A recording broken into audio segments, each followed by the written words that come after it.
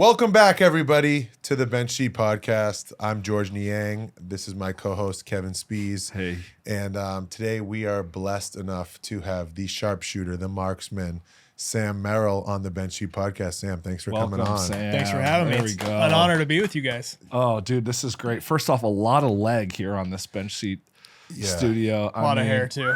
Yeah, Sam, we were coming over here, and Sam was telling me, like, you know, it's unfortunate that I decided to drag him into this on prime time, you know, Sunray, where he could get. Is that Oh, right yeah, word? this is Tell I clearly need it. Yeah, so he could get some rays of sun here. Yeah, but I that's all right. apologize. But you know, Do you burn? You probably burn, right? By the time you get out. Yeah. Yeah. My wife's actually, my wife's not pasty. She calls herself pasty, but she burns. I can get tan, but like obviously the first time in 6 you months, cook. it's going to be rough. Yeah. What about you? Do you get sunburn? well, considering you know that my dad is That's born why and I'm raised asking, in yeah. Africa. Yeah. I rarely burn, but when Okay. I do, it's Do you cream? what does that mean? Do I cream? Do you cream, dude? Do you sun cream? Sometimes I use SPF 25, not 50, all right, or 100 yeah, like yeah. you use.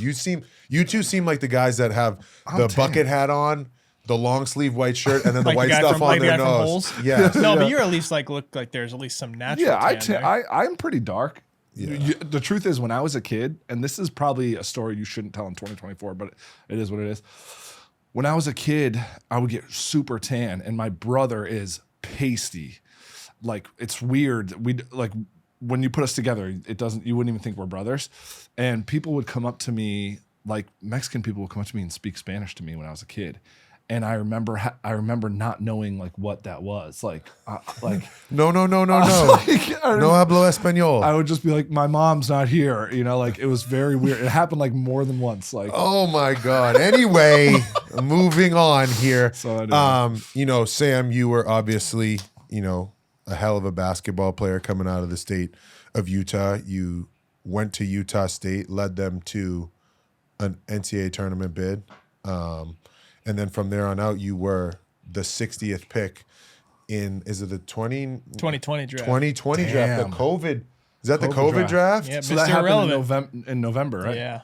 So what was, and we'll get to all the earlier stuff, but what was your draft process like? Because you got drafted the same year as DG, I think, because he was telling us about No, Tyrese Halliburton. Tyrese Halliburton. And so what was, because his process was crazy, and obviously he was a lottery pick, but I told him, like, I can't relate to that. I was 50th, you were 60th. Like, Hey. what was that like when you did a pre-draft that was 6 months It was long? Yeah, it was horrible because like we didn't know when the draft was going to be. They kept saying Yeah. maybe June, maybe August. Oh, dude, that was a wild world too. It was, and like, I did probably 60 Zoom interviews. I didn't do any workouts for any teams because For the whole time? for the whole time Even in like November when it opened because back they up? made the rule where like teams could go visit guys, Yeah. but I was a 60th pick, so like, Shit. and then I got invited to the virtual combine thing they did where they would send you to the closest NBA facility and you do your testing, but I got hurt right before that. I sprained my ankle, so I didn't even do the combine. So I just worked out for 6 months and did a bunch of Zoom interviews. And If someone had to ask you like right before the draft your percentage of getting drafted, like what would you have told them? Do you remember like knowing for sure you were going to get drafted, or was it on the like bubble? the day of, I felt going into it, I felt fairly confident that I'd get something in the second round. Yeah. And then that second round started, and Yeah, you're like, with, well, you know this with every pick that goes by, you're like, oh my, I don't know if this is gonna happen. But the worst part though is like you're like, dang, is this gonna happen? And then you start getting like aggressively negative. You're like, I'm fucking better than him yeah. and Oh, him. I'm sure, Look at my yeah. stats. I had more. It's like it doesn't matter. It's all about fit. And you obviously got drafted to a place, you know, where you know they needed young talent, right? But not young talent to play right away. He got drafted by the Milwaukee Bucks, and then lucky enough, Were you they drafted were. by the Bucks or the?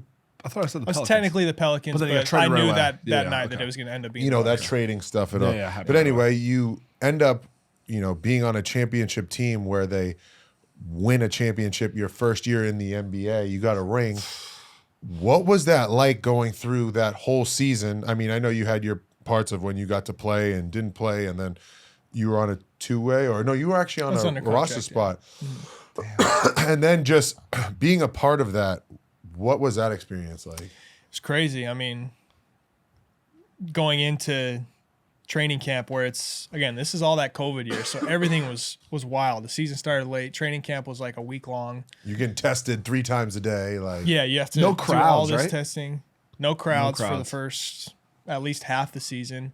And then you got to deal with all the newness of the NBA, the travel and everything that goes with that. And it was wild. I mean, for me, it was obviously awesome to be a part of, you know, a great team and to get to learn from them. But it's also my first time ever sitting on the bench. Yeah, So that in your was- life. Yeah. Yeah. So that was tough too. I had to learn how to stay ready while also just trying to get better. How, as a shooter, like I feel like probably so much is tied up in confidence, right? Like you've probably carried a great confidence about you being such a good shooter. Mm-hmm. Is it hard to keep up a confidence when you're not playing, and not just from the side of like, oh man, they don't think I'm good enough to play or whatever that thought that you could have be, but just like not getting the reps up? Is it hard to stay confident? It's definitely hard to stay in a rhythm. Yeah. Just because you can do as much as you can on the practice floor, but it's a lot different in an arena with fans, with real live reps, real live defenders.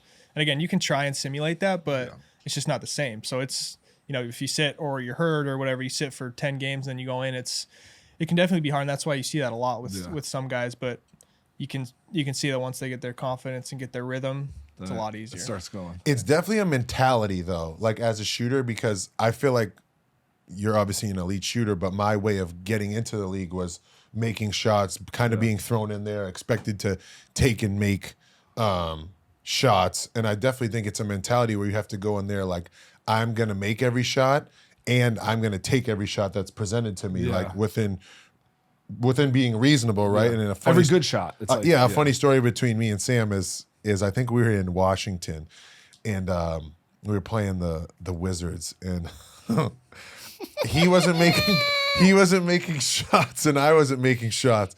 And I go up to him, I was like, Did you make any threes out there? He was like, yeah, I made them all. And I was like, I'm pretty sure I saw you miss like 2. And as I was about to say something, he was like, yeah, I made them all in my mind.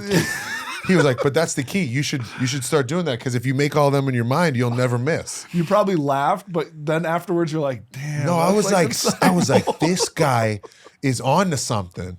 And so, you know, when you think about that mentality, I know Sam, you know, people who don't know his journey, he was in Milwaukee, was then traded or cut? Traded to Memphis. And then cut from Memphis due to like roster situation. It wasn't a talent thing. Then went to the G League, balled out there, and then came to the Cavaliers last year at the end of the year. And, you know, it's kind of hard to work your way in even if you're established, you know, player in the NBA. So that happens. Then this year doesn't really play for the first 14. 15-ish games. And then we have a game where like we need shooting. Throw Sam out there. He has 27 points. And then it was from there on out, it was like he was our guy coming off the bench, continuing to take and make tough 3-point shots. And it was like the other team was like, what the heck? It was like added like a whole new dynamic, which allowed to open up, you know, our offense. But I guess more or less, I want you to speak towards the mentality because yes, you can joke around about it, but also you have a seriousness about your workouts and how diligent you are and knowing what you need as a shooter and not getting DNPs, which are when you don't play because the coach decides, you know, we're not going to go with you in the rotation, or, you know, missing shots. How do you just have, you know, the confidence and wherewithal to just be like, this is what I do and I'm going to stick to doing this? Yeah, you were talking about earlier about how like you have to develop the mentality of I'm just going to shoot no matter what. And I didn't always have that. I mean, I was obviously always a really good shooter in college, but I had the ball in my hands a lot. Yeah. And even in Milwaukee, they had me as a third string point guard. Like when we were practicing and when we were doing our little stay ready groups, I always had the ball in my hands. You're like 24 low. Exactly. 24 low. So it wasn't really until, and then a little bit in Memphis, but it wasn't really until I started in the G League where I was like, fuck it. I just got to turn into this guy that just fires. Yeah. And again, I work really hard and I, you know, have my routine and my habits and stuff. And that gives me confidence. But like we're talking about, it's a process thing. Like if I feel like a shot's good and it doesn't go in, like it sucks that it didn't go in, but as long as I feel good about it. Yeah. It gives me confidence for the next one. I made it. Yeah, exactly. Dude, that is such a hard thing for me. And like we've talked about this on the pod before. Like I played high school basketball. Like it's a totally different level, but I could never, ever in my life, and even today when I play fucking pickup at the Lifetime Fitness, I miss 2 shots. I am mentally just gone, dude. Yeah. Like, so I really applaud you guys. Like, and one thing that like goes I guess unspoken about a lot is how tough it is to make those shots. Like you said, when you're not getting a ton of them. It's easy to shoot your way through, like when you're going to get 20 shots in the game, it's easy to shoot your way through missing your first couple. But when you're only getting 6 or 8, per night, it's hard to have the confidence and like wherewithal to be like, okay, I missed 2, but I'm going to make these next couple, Yeah. And I mean, the proof is in the pudding with this guy. I mean, I think there was an article that came out that's like his per 100 possessions, he was shooting like 17.3 threes, which is like the most anybody's ever shot. And he was shooting at like 43%. I don't know at what point in the year that was, but that's crazy. 43% is wild. But it just means like I'm going to take and I'm going to make. Yeah. And when you have that type of, trigger or confidence to shoot that, it just does so much for, an offense. Yeah. And I know it's done a lot for our offense. And I just think it's funny because why'd you guys both giggle when you said that? Because just like shooters, we're connected on the same wavelength. And I think, I've never said this to Sam, but the way he approaches shooting and like his mentality, like some wouldn't think that I'd pick his brain and take that, but like the confidence that he has, the swagger that he has, he may not outwardly show it like I do. Like you make fun of me being like, oh, every time I hit a 3. I love that. But that's. Are you just even keeled always? Yeah. It would be so awkward if I did try and celebrate like that. So I just let it rock. Yeah. It's more or less like I do this. Well, both of you guys, you probably, because both of you were different players in college, right? Like, you were, stuff ran through you, right? And like, I'm sure it did for you as well. Like how different and like, I guess, how different is the game, the actual game that you play from when you were in college to where you are now? Because now you guys have similar roles, right? Like knock down threes and don't let your guys score. And play for others when you don't have a shot. Yeah, it's definitely different. Like I said, I had to change my whole mindset. Yeah. I had to get into better shape. Mm-hmm. Both of us have had to get into better shape throughout times in our career. I'm still working. And it's a little tougher when you don't get to just dribble and, get yourself into a rhythm. And like George was talking about, not only like when your job is to make shots, like that can be tough. But George just spoke highly of me. I'm going to speak highly of him. We planned this. I'm going to send him a Venmo. You guys take notes? Highly of me after this. I'm sure we'll talk about Utah, but like, he's been almost an inspiration to me just because it's not like I have this incredible athletic body either. Yeah. And what he's been able to do throughout his career, aside from this year where he shot a horrible 38%. 37. First year below 40, but we don't have to shoot 40%, basically every year in your career. When that's only your job and the other teams know that, like it's big time. Testament. Speaking of Utah, obviously you grew up in Utah, and obviously like Utah State is close, but was there anything that made you go there? Because also you got recruited by a coach that wasn't the coach you played for. Yes. Was there like a tie to the university that you just felt, or speak a little bit about lots that? of ties. So Utah State's up in Logan, Utah, northern Utah, and hour and a half from like Salt Lake. Yep, right? about an hour and a half. Up there. Yep. Yeah. And both my parents graduated from Utah State. Okay. My dad is from Logan, so I've got his whole side of the family for the most part. You can tell us he forced you, Mr. Merrill. You forced your son. He didn't force to go to Utah State. He didn't force me, but I remember when I was getting close to committing, he would keep asking me like, "Hey, when are you going to commit?" Were you considering like I saw Princeton, Stanford? Yeah, I mean, I committed really early and then my sister played soccer up there, so that was where I wanted to play my whole life. The coach that recruited me, Stu Morrill, was a legend there. Yeah. He ended up retiring while I was on my mission, but I tried to be objective about it. Yeah. But at the time, I only had one other offer at the time, and that was University of San Francisco. Okay. And so, I felt like it was the right fit for me and just went with it. Speaking, you just mentioned it. A lot of people don't know, but going on your mission when either you go to a school in Utah or if you are Mormon and go to another school, it's kind of more accepting with, schools in Utah because it's kind of like a normality.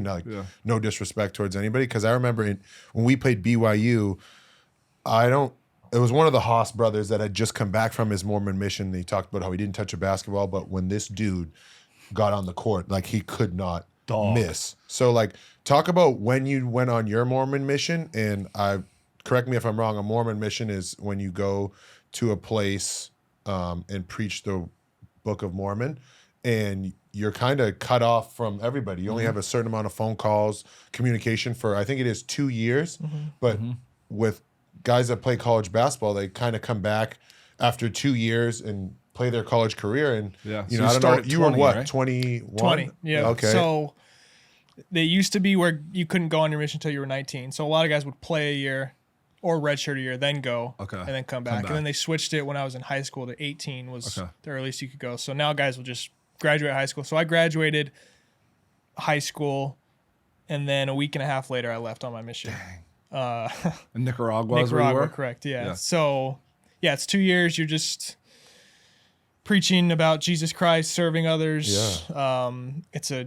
It's a crazy, difficult schedule. Depending on where you go, there's a lot of rejection that goes into it. Central America is very, very Christian, so it's a little easier there. But the weather, it's hot, it's really poor. It's really hard. And I touched a basketball maybe 5 or 6 times during over those 2 years. and it was never anything real. It was like, hey, there's a hoop outside. Let's go get a couple shots up. Yeah, no net. Let's go take a couple shots. Did you feel it was hard basketball? Well, I want to ask you about the actual mission too. What were some things that you took away that have helped? And I'm sure that mission has helped you as a person. What are some things that have that you've really taken away from that mission that have helped you, on this whole journey? Yeah, it's something I'm very, very grateful for. Like I said, it's really, really hard emotionally, physically. Like you said, you Skype with your family, and again, it's different now. But when I was there, you Skyped with your family on Christmas and Mother's Day. Oh man! And then you could email every Monday, and that was it. Wow, that was the only time you talked to your family. And it's so that guys can focus on the work that you have to do, but it makes it hard. And again, you deal with rejection. Nicaragua's 95 degrees and humid every day, so it's really hot. We're walking everywhere, taking cold showers every day. So I had to learn how to be resilient. Yeah, and I thought I was a hard worker before, but I had to learn how to really, if you want to get this stuff done and you want to get to people and get them to listen to you, you have to work really, really hard. And I wouldn't trade that, because I don't think I would be the worker that I am without that experience. Or the ability to deal with the adversity. I'm going to cut you off, but the adversity that both of you guys have dealt with in your career and being able to fight through that. That's pretty cool. And being resilient. And the crazy part that I'm thinking about during this whole thing is everyone that he was walking up to and talking to, one, doesn't usually speak English, right? Nope. So you had to learn language. So you know Spanish. He had to learn Spanish, which I have a great, story or filler, whatever you want to call it about. And then the people that were rejecting this guy, now that they're rejecting a guy that's a prominent player in the NBA right now. Yeah. But no, don't you wish you'd go back and be I thought. Yeah. I know him. He tried to give me the Book of Mormon, and I was like, no, I'm good. Now they will. But no, we were in Miami. It was early on. We had a little preseason get together, and me and Sam are outside waiting for an Uber. And Spanish is a language that is pretty much spoken fluently down in Southern Florida. And I'm on my phone just not paying attention, and the doorman's speaking in Spanish, and Sam is just going off with them and going back and forth. And I was like, did you just fucking speak Spanish to him? He was like, yeah, I know how to speak Spanish. He was like, watch this. And he starts talking to the Uber driver in Spanish. I'm like, where did you learn it? He was like, I did, my mission in Nicaragua. Dude, I love it. So to think about everything that he's done, leave his family, preach the word of God and Jesus, and learn another language while basketball and your family is taken away from you. I mean, that resilient aspect, nobody deserves more credit than you. And what's funny about that Miami story anytime you go up to someone, and they obviously know I was American, they'd be like, "Oh, where are you from? America? Oh, what state?" And I'd always say Utah because that's how they'd pronounce it. I love it. And they, that's how they'd pronounce it, Utah. Yeah, I don't know why. you're trying to speak the language. That's And then respect. and they'd always go, "Oh, I have family in Miami." You'd be like, okay, well, That's other side of the country. other side of the but- country, culturally. So those very are probably different. relatives of people I talked to. Oh my God, that's so funny. Well, Dude, that's cool because it seems like you like surprise people, and I don't mean to talk about like looks, but number one, someone that like is a yeah, Spanish you don't speaker, look like you speak no, Spanish. just Yes, you that's don't. what he was trying to say. Yeah, you don't. And like similarly, you probably don't look like you play basketball a lot, right? Like, I didn't think that. I think you look like you play basketball. Of course, You you kind of see remind me of JJ Redick. when you walk the streets, how often do people stop and say, "Do you play basketball?" Right now? Yeah. Oh, Never. hardly ever. It's great. Okay. I can walk. So there's people. Jonathan Isaac walks down the street, even if they know him or not, they're gonna be like, "Do you play basketball?" You know, like yeah. you can be a little No, more you're inconspicuous. 6'10" is a lot different than 6'5". yeah. So that makes. But in your spare time, my man is a legit golfer. Like he'll be humble and he'll say this. But when I was in Utah during COVID, because I played for the Jazz, and we had mutual friends, so we'd get together, and play golf because you pretty much had to do everything outdoors. Yeah. Sam, I am. He could Dog. go a little bit. People ask me my handicap. I'm like, yeah, all the time I'm handicapped. But this guy's handicap is like, What is a your 1. handicap? Are you really good? He's a Yeah, scratch golfer. I'm you? almost a scratch golf. I'm about a 2 handicap. Yeah. So when your career's over in a long time, you will be a better than a scratch golfer because you'll play more. I mean, hope this so. is a scratch golfer is like. Have you played in any tournaments? Did you play in high school or anything? Or No, I played 1 year in high school, my freshman year. Then you suck. That's why you stopped playing. No, I went back to football. I took a year off from football. oh, you did? Yeah, and then went back to football. But yeah, me and George played once, and I was just starting to get good. And I played with George, our friend Crew, and then Crew's father-in-law. And all three of them were not great. Yeah. And I'm like a junior, senior in college. Okay. And we played banker, and I won like $700 from them, and it was the best day of my life. Dude, I- I'm a broke college student. I had to Venmo him. what a good thing, dude. As a college student, you get $700. You are rich, Oh yeah, It dude. was You're incredible. rich for like a month, or maybe even more. You're telling everybody like, hey, food's on me. Yeah, Like, yeah, no, this yeah, one's exactly. on me. Chick-fil-A's on me tonight. What's like your favorite golf course in the country? Is it up in? I'm sure there's beautiful courses up there in Utah. Yeah, there's some good ones in Utah. The best one I've played Pebble Beach a couple times. Wow, I've beautiful. played Spoiled. Have you played? No, I haven't. I've played Chicago Golf Club, which is one of the yeah. more exclusive clubs. All thanks to our mutual friend who can get people on any golf yeah, course there in the you go. world. But and then Who's this? Who's our mutual friend? We won't say. and then We'll keep your name. and then undisclosed. Utah's got some great courses. Yeah. Yes. Southern Utah's deserty, and then northern Utah you can play up in the mountains and Yeah, it's hit the probably ball beautiful. a mile. It's a lot of fun. Yes, Victory Ranch, Promontory. Yep. Where else? Tuhey. Are these like munis? Red Are these Ledges? like No, these are like nicer clubs? private ones. Oh my Yeah. God, Victory Ranch! If we could get up on there. Yeah. Well, I do. I wonder if he's listening. I have a friend who is the AGM at Baltusrol. I don't know if you say that right. Baltusrol He probably butchered that, but yeah, in Baltusrol. Jersey. Have you heard of Baltusrol? Okay. Well, It isn't anyway. up to his standard. You heard him. He said Pebble Beach. Pebble You're out Beach, here yeah, I mentioning C golf course. It's like a top Jersey course. Anyway, dog track. when you guys come to Jersey, you can come play there. Who's your favorite golfer? Who's like the guy that you like emulate your game after, or just really like as like a personality? Tony Finau's from Utah, so Ah. big fan of his. He's rocking Jordans, yeah? Jordan Yeah. golf? He's a Nike guy. Yeah. I'm a Rory fan, Rory McIlroy. Yeah. It's getting hard though. Like Rory Is it getting- McIlroy. Well, he's Really he's a want him pure to win that PGA. next I know, major, I and know, it's and he's just- come so close, Yeah. like as of late the last few years. But yeah, he's kind of stepped into this role of like he's like the face of the PGA Yeah. now with all these guys leaving. He said if he were a golfer, he would have taken the money and ran. Yeah. so my favorite quick. golfer's Robbie Berger, of course. Robbie Berger, shot to Breezy. You know, we're gonna have to get a foursome going. I feel like maybe me, you, Robbie. We'll get Cold Cuts and Perez. I love that. The best. That's a YouTube good golfer trade out off there. of Better golfers and not so good. Yeah, I'm not good. Those guys are good. Who would your ideal foursome be to golf with?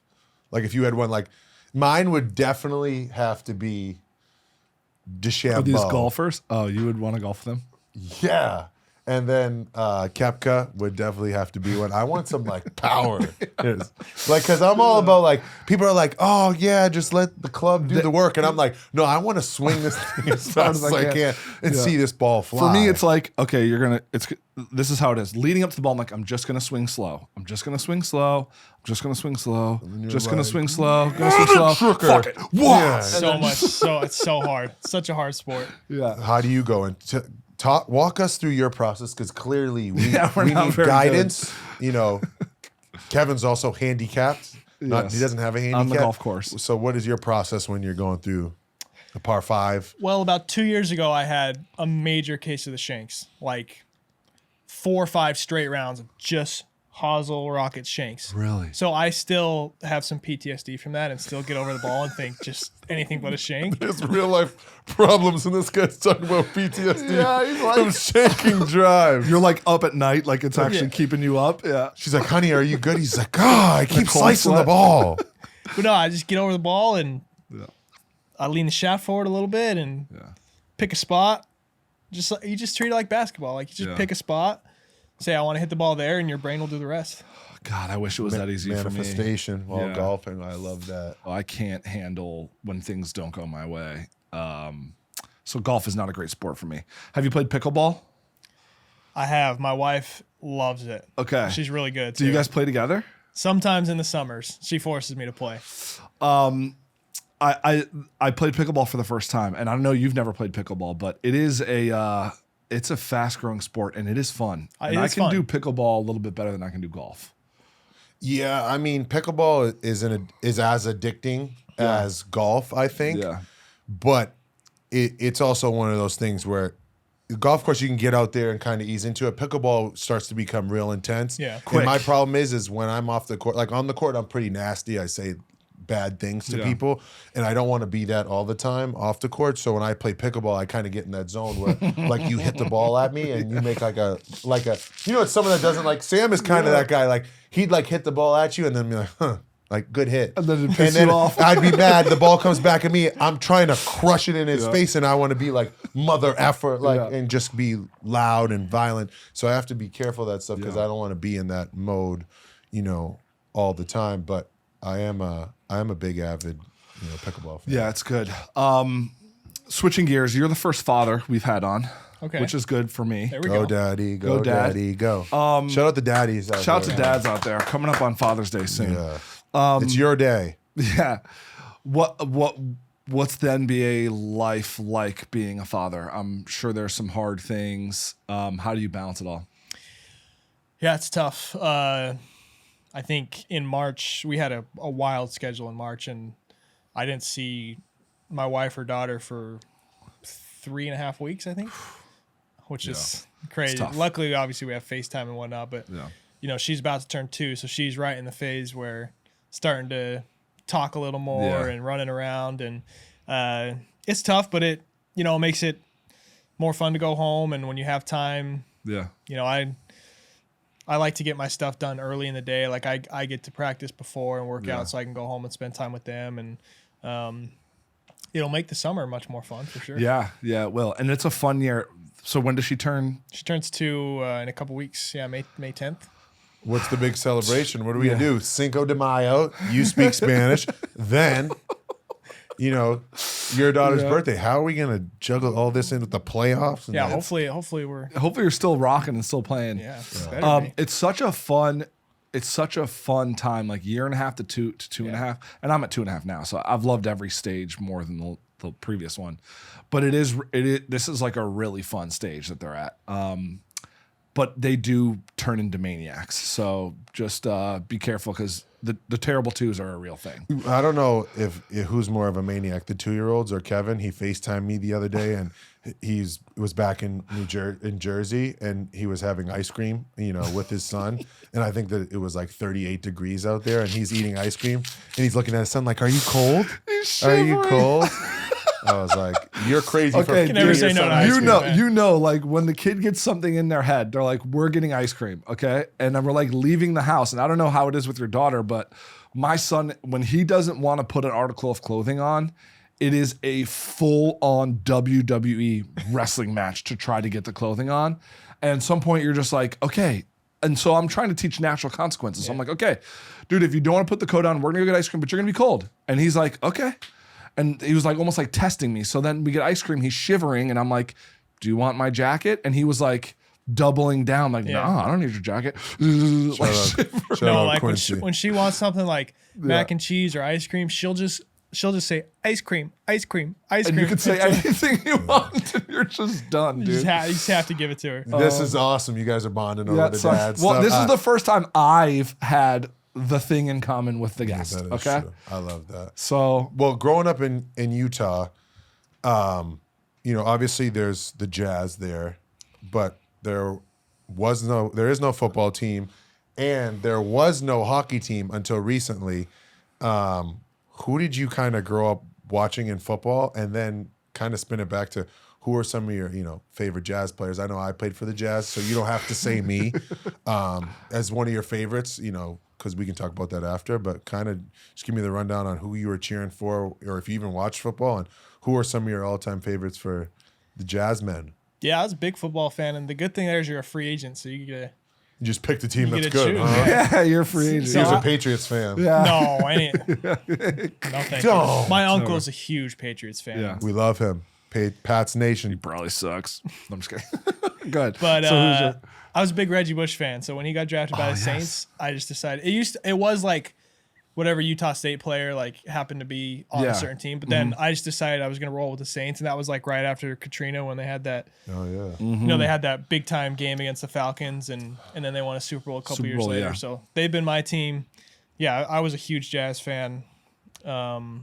Those D. Will, Karolinko, Boozer years were fun. dude? AK-47 was the man, dude. Yeah. That little faux hawk that he had.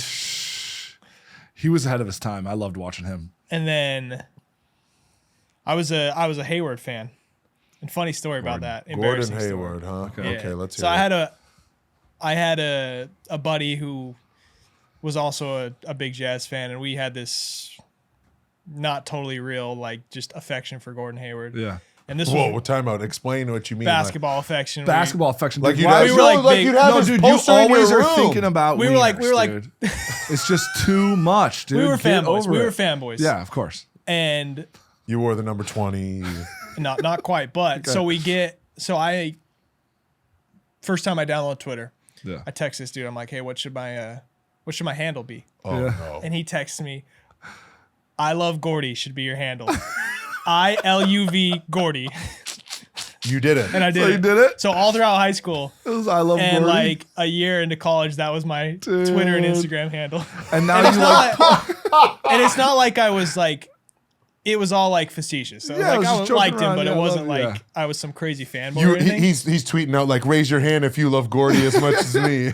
yeah, all of his tweets were just pictures of like Gordon Hayward, like those like slow-mos where they're like ripped, like going to shoot. Oh my god. The worst part about Twitter is that people can dig so far back. yeah. Like someone hit me the other Not day. into mine. Delete it. Shout out Priority Sports. Oh Yeah, my there you god. go. The worst Yeah. part was someone dug into mine, and like I had one from like 13 years ago of Kesha's song "Wake Up in the Morning Feeling Yeah. Like P Diddy." Let's Oh, just say yeah. that didn't go over Didn't well, age well. especially recently. Some of the Dante DiVincenzo ones are legendary. Yeah. It's almost you're like, who the F let me have a Twitter and had it on my phone while I was friggin' at the age of 17? Yeah, and so now is it weird? Like you've met him and you've played. If you played against him, I'm sure, right? I think so, yeah. Yeah, but do you ever like you don't see? Yeah, Gordon Hayward's guys like, are- I love Gordy 3232. Yeah. What if Gordon Watch Hayward's this. like, "Hey man, I'm a big fan of yours. You had that Twitter that was all about me. Like, thanks for being a fan." No, I asked him this question on like one of our first pods about how like having an introspective moment, and it's not that you're fanboying for the person you're playing against, but you're like, you ever just have a quick moment where you're like, damn, like I'm playing against the dude that I watched in high school or like whatever. He says he never did because he's too cool for school. No, I said I had one, but it was more of like a welcome to the NBA moment where like Robin Lopez like knocked me over, grabbed a rebound, dunked, hair all over the place, screaming. Like I was like, oh shit, like this isn't Iowa State anymore. Like Yeah, I watched so much basketball growing up and in college that like when I got to the league, it almost felt normal. Yeah. But I mean, I'm sure this is it for a lot of guys, but I've watched LeBron play my entire life. Yeah. And this year was the first time I actually played in a game with him on the floor. And That was like cool. he got switched on to me once or twice, and I was like, this is This is cool. kind of crazy. This is cool. Yeah. That's see, No, that he's an was- honest. You're too cool for school. This is an honest man, and it doesn't mean he was fanboying or he wasn't trying to rip his heart out competitively, right? Yeah, but it it's was just just like like- you're like, oh, it's cool. Yeah. Like this is freaking cool. yeah, good players don't guard me. All right, why are you making me feel bad about it? Shit. I went 0 for 4 that game. yeah. I'm Played sure ten You you made did. all of them though. Oh yeah, That's a count. I actually did make probably 3 of those ones. Yeah. Speaking of people that are just like in person, I know maybe we shouldn't be talking about this. Whatever. Isaac, seeing him in person last night for the Jonathan Magic, Isaac, Jonathan yeah. Isaac, is enormous, dude. And to see the way he moves, I'm like, how is this person even a human being? He's like a cyborg. Is there anybody else in the NBA that have given you like whoa, like this guy's a little bit bigger and faster than I thought he was? I'll give you my welcome to the NBA moment. It goes along Yeah. with this. Okay, cool. One of the first practices with the Bucks. Do you remember how like everyone was mad about how the guards would be in a drop too for the Bucks? Do you remember that Yes, in the bubble? yes, yeah. So we started that season, and the guards, if you like, the guy that I'm guarding set a screen for Giannis, Mm-hmm. and if you're a big guy, you're gonna sit back in a drop. Because you're big, like you Yes, want to I know. absorb it. Yeah. Usually, if you're small, you kind of want to get out for there. the- Fight for the over, listeners, get up. for the Yeah, listeners. yeah.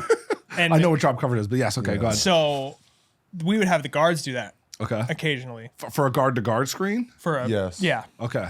And so first practice, I'm on the other team. Whoever I was guarding sets a screen on Giannis's guy, Yeah. and Giannis comes off the screen, and I'm just sitting there in a drop, Yeah. and I'm like, this guy is gonna punch so hard on my head right now. Yeah, it's gonna be horrible. And he was very, very nice and just decided to go and lay it up. When he could have just crammed it on your But head. he's Yeah. a freak athlete, and his brother, I always say Thanasis is actually a better athlete. Really? He's just not quite as big and obviously Yeah. not quite as skilled, but I like think he could play football probably, like if he definitely the athlete. Yeah. Yeah. He's got the trash talking down. What's the thought process behind doing a in drop coverage for a guard to guard screen? What's the It's point more. of that? I think what the whole concept is to kind of funnel the guy inside the 3-point line, and you Yeah. live with him, baiting him into taking like a mid-range, semi-contested. Yes, rather than you switch and then you give him an opportunity to get in the lane and drive and have get past you. your defense in rotation. Milwaukee had done it, for a while. They won a championship doing it, but I think the game, and you can kind of speak to this, is always like evolving, right? Yeah. When Sam was first coming into the league was when like shooting was kind of at like a high. Like everybody was like, I want shooting, which is like, who were to say that like in the 2011 draft that they would have been like, we want shooting. No, we want a 7-footer instead. It's kind of like how the league's kind of like evolved. And, the more that you put an emphasis on getting teams away from shooting 3-pointers, whether if it's putting guys in a drop or making players drive to the rim, it's kind of like the evolution of the game, which is why you want to take away like easy threes and force tougher twos. I don't know. Yeah, I guess the idea is off the dribble, a three is harder than if you switch it and whatever. get someone in lane rotation, and then Yeah, it allows then you you're to, scrambling. so you don't have to, you're playing 2-on-2, so guys Yeah. don't have to help. And like for a few years there, the teams that would give up the most like above the break threes were usually the best defensive teams in the league. No, I was just going to ask, growing up in Utah, minus Utah State, where do colleges, in Utah, kind of rank? You have Utah, BYU. Where is your stance, Between the two of them. Yes. The people want to know. I mean, football is definitely Utah. Utah's the bigger program there. But I mean, No, I'm BYU's saying what you like, pal. Don't what I like. Yeah, Oh, like I don't care about either of them. You wouldn't root if it's Utah versus BYU in football. Are you Cougs? I'd or probably are you, root for Utah. Yeah. There's just a little less disdain for Utah than BYU. Did you play against BYU when you were in Utah State? Like, was that Next question. Yes, I don't know. Is that a bad not question? bad. No, we played him 4 times. Okay. Yeah. Okay. Next question. Lost all 4. Okay, so there's a disdain there. do your research, Yeah, I know. dude? Shit. BYU, Utah, we only played once. Okay. Yeah. Is what do you miss most about Utah? And you can't say the landscape because it's a beautiful country. What do you miss It's a most? beautiful state, Yeah. What did I say? country. I meant to say it's beautiful country. Oh, is what okay, I meant to say. Probably just family and friends. Yeah. Like, it's always nice to go back, and it gets cold in the winter, but in the summers it's really nice. And just that's probably the biggest thing for me. Like, I know George loved it there. People that move there tend to love it there. There's definitely a little bubble. Like, there's a predominant religion, and there's a culture there for sure. But I mean, I love it there. I know you enjoyed your time. Yeah, I feel like it gets like a bad, like people try and give it a bad rap that have never been there, but it's so much more normalized than you could imagine. Yes, are there a lot more Mormon people there that are there and practice the Mormon religion or LDS, whatever you want to call it? But at the same time, like there is still like so much cool things, cool scenery, like hiking, being outdoors. And you can, if you want to kind of get away from that so-called bubble, you can go up to Park City. Like, it's just a facade that it's like Utah is this like cult place. And it's like, no, that's not at all. I loved being there. The fan support was awesome. The city was big enough, but also small enough to where like you felt like you were a part of it. Where like I've also been to other big cities where it's like, I can't even get around the whole city or see what is around, where I kind of knew my way around Utah, where I think it's just a facade, where Utah's weather, its people, and the jazz organization was great to me. Utah was awesome. I went to Salt Lake City once for a Traeger convention, which is a big Utah Traeger company. Grills, yeah. Yeah, Traeger Grills. And I loved Grill guy. Yeah, the grill guy, dude. That's back when I grilled. Shout Now out to you just Traeger. eat. No, I just eat. I loved Salt Lake City. I thought it was awesome. And it does feel like a place that you would go, like, dude, in New York, you just go there and like eat and booze. That's really all you can do in New York. And it seems like there's so many more like fun activities, snowboarding, whatever. You can. It's like an outdoorsy. Do you snowboard or no? No, I've never once skied or snowboarded. You grew up in Utah. Yeah. Fun fact. Wow. Surprised. That's a anomaly, right? Most of your friends. Yeah. It's just like I didn't do it until I didn't do it at all growing up, and then by the time I was 10 or 11, every Saturday was playing basketball. So. Yeah, it's hard to do. And then that. I didn't want to get hurt in high school, and dude. Now I would be embarrassed to even try. Probably. Yeah, I know, because the older you get, the more of a risk it is to have like a serious injury. Like I have friends that have like torn their shoulders off like skiing. I'm like, dude, what is it that fun to ski? Go play pickleball. Okay. Well, this has been great. Thank you so much for jumping on with us. You guys have you're in the middle of a battle here. Yeah. Let's get back to Cleveland. Well, actually, you got one more here. Absolutely. Yep. No, we're down here in Orlando. We're dialed in. We're focused. But Sam, we appreciate you taking the time out to come on the Bench Seat Podcast. You hear it, Mr. Irrelevant, but not so irrelevant to us. The 60th pick, the sharpshooter, the sniper, Sam Merrill. Thanks for coming on. Thanks, guys. Appreciate And congrats on an awesome career so far and continued success. Yes, absolutely. Many more to come. Many more threes to be made. Hell yeah. Cool. All right, here we go.